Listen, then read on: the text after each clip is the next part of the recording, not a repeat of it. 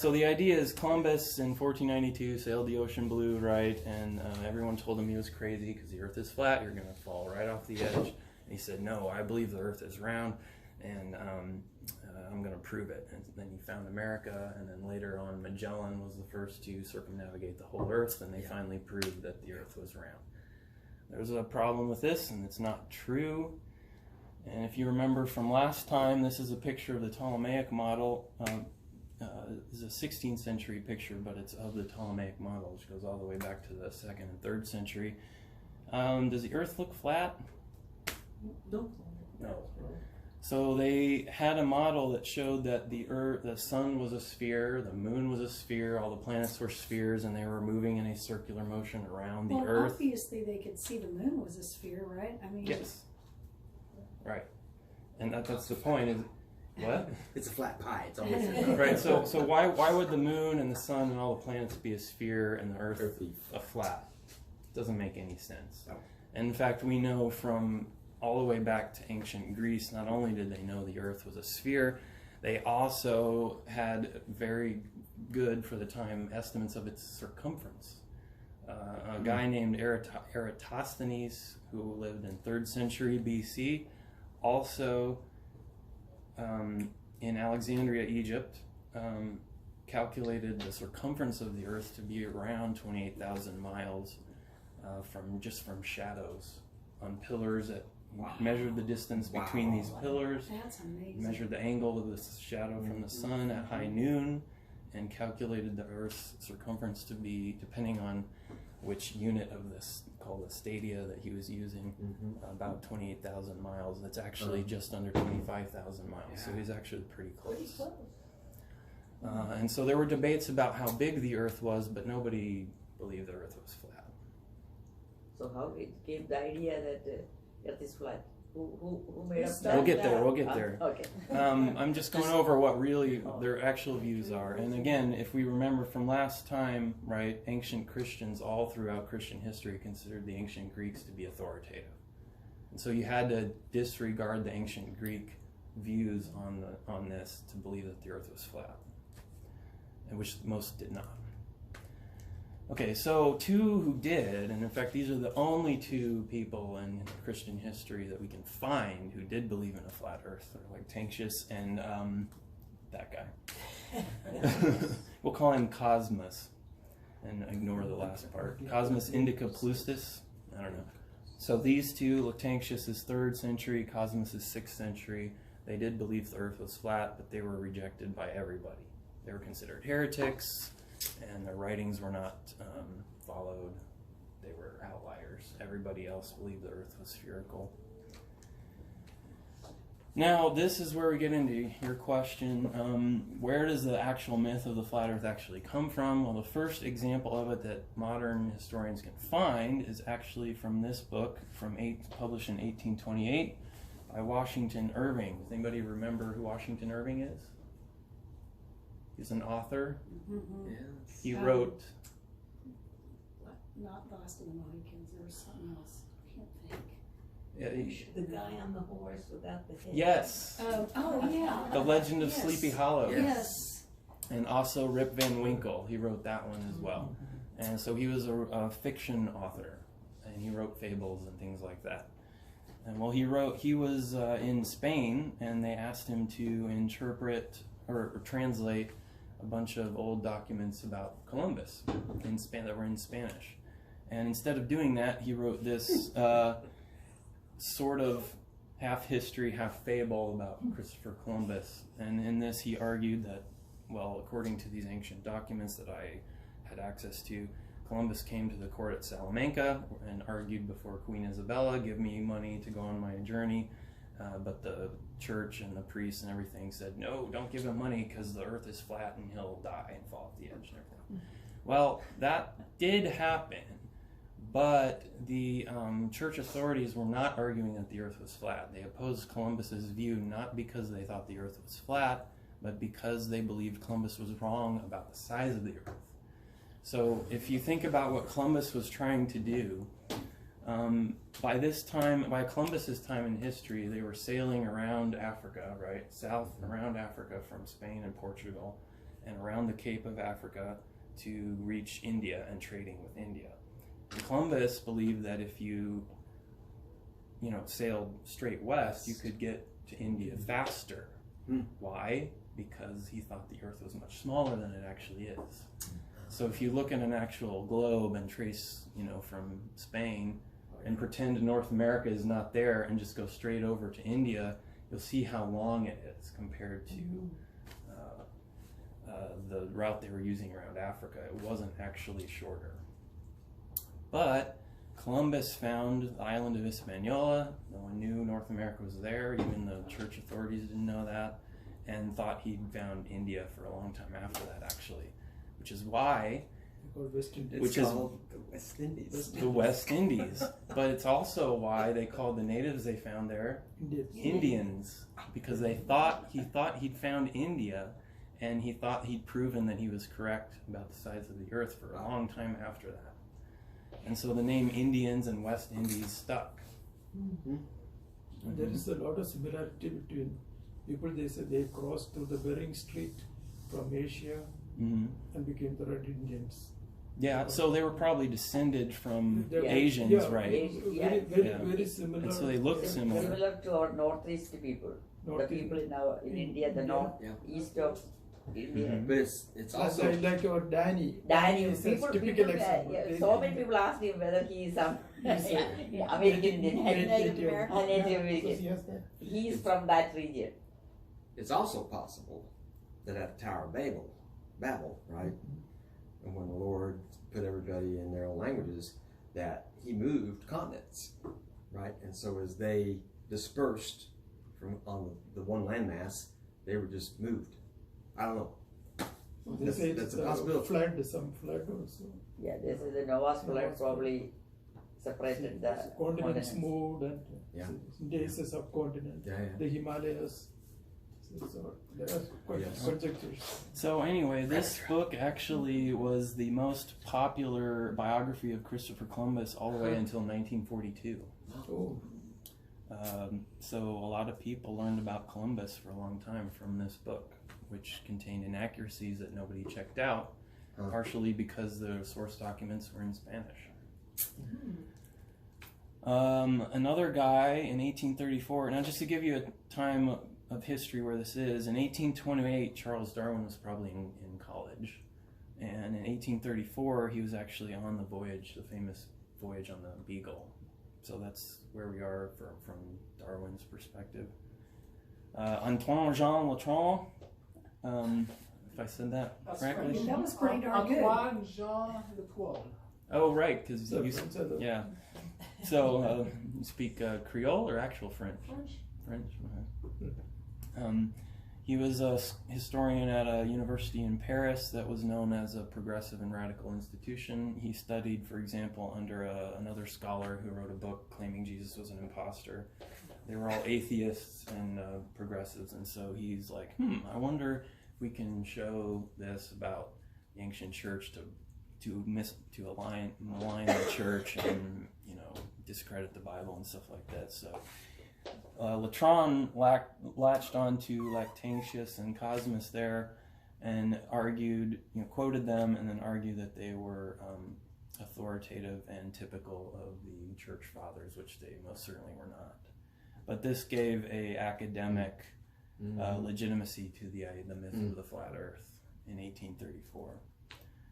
Then you get to the period of the conflict thesis. We talked about the conflict thesis last time. This is the book that the conflict thesis is named after, The History of the Conflict Between Science and Religion by John William Draper in 1874. Darwin published his book Origin of Species in 1859, so this is now in the debate of evolutionary theory and creationism era. Once again motivated by the desire to portray the church as anti-science. And this also contains the flat earth myth in it. Another example of the flat earth myth in this book by Andrew Dixon White in 1896. White was the major co-founder of Cornell University in the United States. And into the 20th century, you have a prominent historian named John Berndahl, wrote another book promoting the history, the flat Earth myth, and even Daniel Borstein in the library. He was the head librarian of Congress from 75 to 87 and promoted it as well. And like I said, even this is into my lifetime now.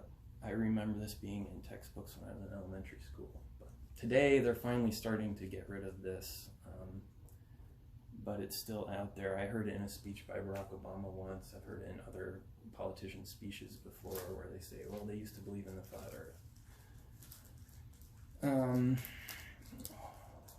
I think I am done with that. But anyway, so the main way to confront this, I think, is just the easiest way, because most people who accept the flat Earth myth also say that they were geocentrists back then. So just say they believe the sun was a sphere, right? They believe the moon was a sphere, and you were circling around the Earth. Why would they believe the Earth was flat? Okay, so, and that's another reason why it's important to understand history and where all this stuff comes from, because it has always been a lie, and it is used by atheists to discredit the Bible. And if you believe what they say, you might be tempted to defend the idea of the flat Earth, which is what I think is going on today. There's probably more people who actually literally believe in a flat Earth today than there ever has been. For that reason, I think they're trying to defend the Bible because they believe it when they're being told that this is what the church believed, and that's not true at all. So it's proliferating online today. So we really need to talk about it. A lot of creationist organizations have to put out articles now saying, no, this is not true and all that. But anyway, that's one we really need to put behind us, because there's really no evidence for it. Now this one is more prevalent among Christians who want to believe in an old Earth. And I saw this in an article last week, just an offhand comment by a political commentator. It's all over the place. They'll say, well, Augustine and Origen thought that Genesis was interpreted to be interpreted allegorically. Well, like many myths, there is some truth to this. Augustine and Origen did believe that the 6 days of creation in Genesis 1 were not literally 24 hours. Augustine thought that creation was instantaneous. Oh, and Augustine is 4th century, I believe, and Origen is 2nd, 3rd century, both very famous authoritative Christian patriarchs. So these are not like Lactantius and the other guy. They're very typical of ancient Christian views. Augustine in particular has been very influential in the history of the Catholic Church and theology. So Augustine believed creation was instantaneous. Origen argued that the first 3 days of creation could not have been 24 hours because the sun wasn't created yet. And because they were geocentrists, they believed that the 24-hour day was based on the revolution of the sun around the Earth. Well, today we know that the actual 24 hours is based on the rotation of the Earth, so you don't actually need the sun to get a 24-hour day, right? All you need is a fixed light source. And so light was created on the first day, and God, we think now that God was the source of the light directly, as it says in Revelation. He'll be the source of light in the New Jerusalem. I should have put that verse on here, but it says that there won't be a sun or a moon, but God will be the source of light. And so that's what we think probably was the source of light in the first day, and the Earth was rotating exactly the same speed as it always has. And so the first 3 days of creation could be 24 hours. So what is generally left out of this myth is that both Augustine and Origen were in fact young Earth creationists, which means that they did not interpret all of Genesis allegorically. In fact, they interpreted the genealogies quite literally and historically. But this is usually left out. And when you talk to people about this, I just bait people now online. It's like, oh, so who believed that? And they'll almost always say Augustine and Origen, and then I'll just throw some quotes at them, which I'll show you on the next slide. and it drives them nuts. So Don't confuse me with the truth. So we'll look at that on the next slide, but let's go back to the historical narrative. In about the late 19th century, about the same time as the conflict thesis, many Christians were coming to accept an old earth because of different scientific estimates of its age based on cooling in the Earth's crust, temperature, cooling. They thought it had to be this old. And so you had some early estimates of 20 million to 100 million years old of the Earth. And the Darwinists all along were arguing we need more time for our theory. And so that kind of developed the physics and the evolution estimates kind of developed side by side, really, in the late 19th century. And so as Christians were trying to reconcile this with Genesis, they went back and said, well, maybe Genesis 1 is allegory, just like the church fathers, some of them believe, not all of them. And And so that what they would try to do is they try to insert billions of years between Genesis chapter 1 verse 1 and Genesis chapter 1 verse 2. That's called the gap theory. Or another method was to just say that the days of creation were very, very long. And those are two theories that are not very popular today anymore, but they were important historically. The one that's popular today is the allegorical interpretation of Genesis, not just Genesis 1, but 1 through 11.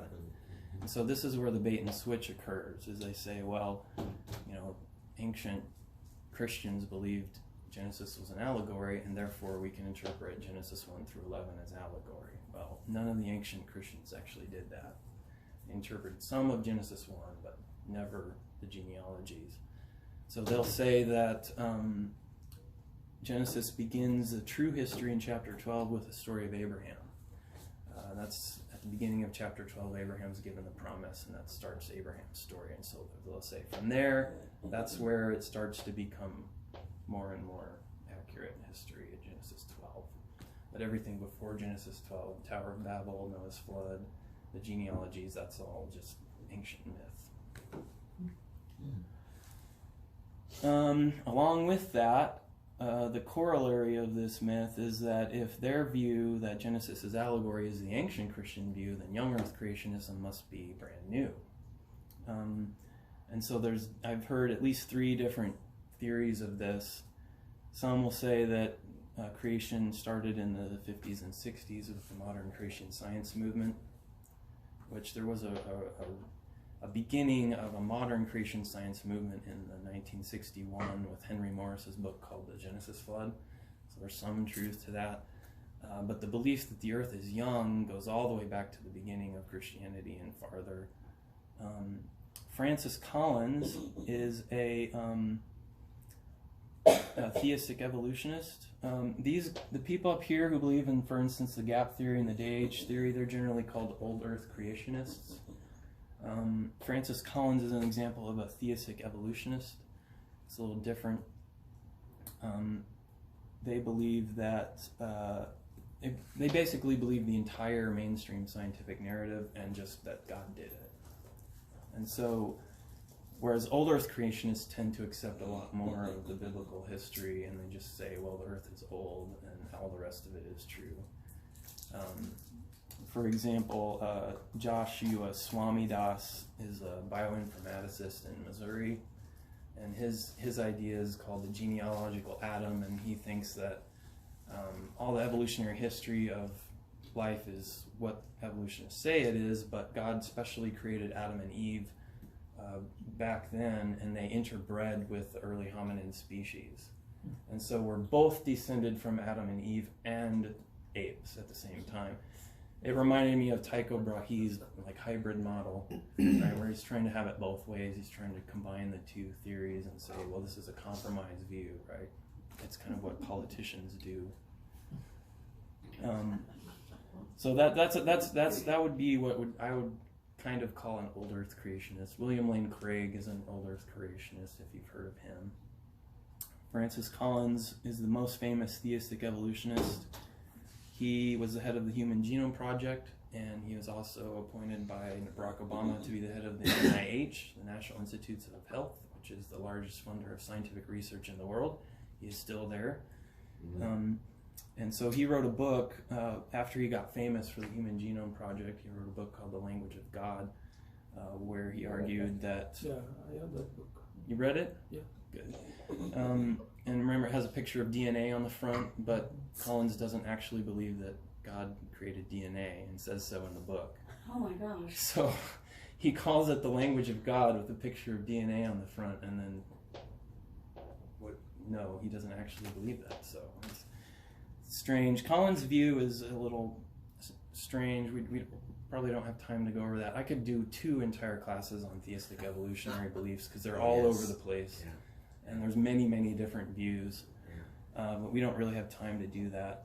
We might do it more when we talk about evolution next month. But anyway, in Language of God, Collins claims that Bishop Ussher was the first to calculate the age of the earth from Genesis genealogies in the 17th century. False. I have also heard the theory that the Seventh-day Adventist Church invented young earth creationism in the early 1800s. So, what's the truth? All the years from the creation of the world amount to a total of 5,698 years, and the odd months and days written by Theophilus in 180 AD, 2nd century. And we're going to go through several of these quotes. I've shortened them. That's pretty specific. Yes. Yeah.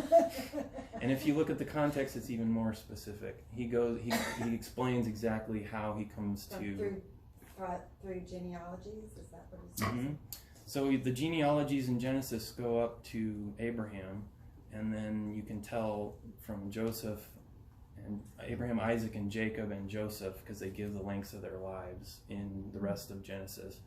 And from there, we know that they were in ancient Egypt. And so what you do is you try to figure out when the Hebrews were in Egypt. And we have actually pretty decent records of Egyptian chronologies, ancient Egyptian chronologies. And so they date it from ancient Egypt. And so because of that, there's different calculations of the age of the earth depending on how you treat some of the ancient Egyptian chronologies. But if you would, I don't have the references up here, but I do have them. So if you want to get all my references, including links to, there's a couple Catholic sites that have these up on the internet and translated so you can read the whole context. Just give me your email address and I can send you an email with all these references and links so you can go and actually read them. Period then to the advent of the Lord from Adam and the creation is 5,531 years, Julius Africanus, 221 AD. And there it is, Origin. The Mosaic account of the creation, which teaches that the world is not yet 10,000 years old, but very much under that, actually referencing Genesis here. The context of this quote is it's from a fragment or a letter called Contra Celsum. He's arguing against a pagan named Celsus, who's claiming the earth is much older. And in the rest of this quote, he affirms Noah's flood, and he also says that basically the only reason you're arguing for an older age of the earth is that you're trying to discredit the Mosaic account and you're an assailant of, he uses the words assailant of the faith, which tells you that Origen at least was not aware of any Christians who actually argued against the biblical age. And so he wasn't aware of Christians who argued against the biblical age, so anybody who argued against it was actually attacking the Christian faith in the Bible. And there's Augustine. Reckoning by the sacred writings, we find that not 6,000 years have yet passed. Augustine was also arguing against the pagan view of an older earth. This is from a passage where he talks about an estimate of the earth that's older than the Bible and says, but that's wrong because the Bible says this. So that's the Augustine and Origen quotes. And this is Irenaeus, for the day of the Lord is as 1,000 years. That's from the New Testament, right? I believe Peter. And in 6 days, and in 6 days created things were completed. It is evident, therefore, that they will come to an end at the 6,000th year. This is Irenaeus 180 AD. So this is an early eschatological view, and they thought that, some of them thought that because creation occurred in 6 days, that means that the earth would last 6,000 years.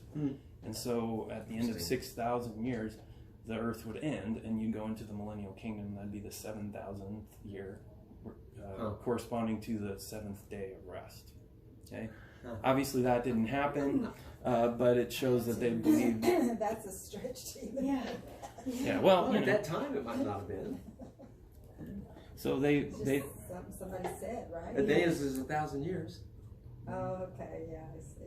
Yeah. A lot of people believe that the year 2000 God will come back, Y2K and all. A lot of people believe that Oh. Yeah. rapture will come. yeah. Or So it shows you that it's not unique to the modern period where people are predicting the end of the world to happen, right? And being wrong about it. They also did it back then. But I include it to show that they did believe it was definitely less than 6,000 years old. Here's another example of that.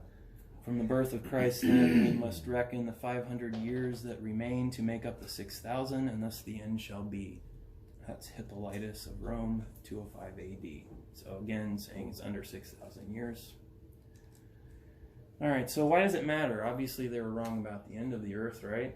Why should we believe them about the age of the earth? Well, we don't need to accept them as authoritative. They weren't scripture. They were just early church fathers. But what it does show is that the early Christians interpreted Genesis to be historical, and to the point where they accepted a young earth. And that matters because all they had was Genesis, and they just looked at the text and interpreted it and thought, this is what it says, so this is what we believe it means.